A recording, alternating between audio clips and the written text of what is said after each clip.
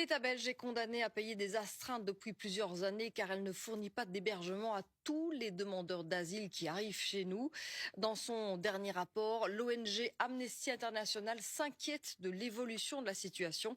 Elle demande au nouveau gouvernement de revoir sa politique d'accueil et de respecter les réglementations européennes. Romain Maillet, Guillaume Bruvier. L'année dernière, les autorités belges ont reçu près de 39 600 demandes d'asile pour seulement 36 500 places disponibles. Cela signifie que près de 3 000 personnes n'ont pas eu de lieu où dormir en attendant que leur demande d'asile soit traitée. Amnesty s'inquiète de l'aggravation de la situation. En fait, ce qu'on voit, c'est que depuis 2021, l'État belge ne répond pas à ses obligations internationales, européennes et belges en matière d'accueil des personnes en quête de protection internationale. Des gens qui arrivent, qui ont fui des guerres, des conflits, des discriminations et à qui les autorités belges disent « Eh bien, nous n'avons pas la capacité de vous donner un toit ».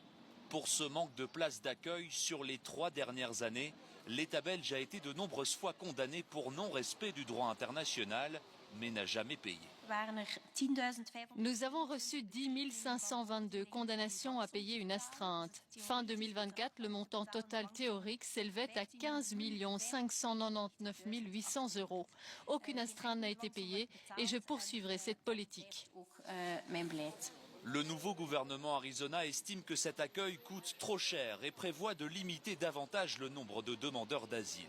L'accueil nous coûte 1 milliard d'euros par an, donc il faut que ça change. Donc on veut faire 3 choses avec le gouvernement, c'est réduire l'influx des migrants, augmenter les gens qui sortent, qui partent, et ainsi avoir un accueil plus humain. Avec l'augmentation du nombre de demandeurs d'asile, les organisations qui les soignent et les accompagnent s'inquiètent de l'augmentation de la charge de travail, mais aussi de voir leur budget se réduire dans les prochaines années.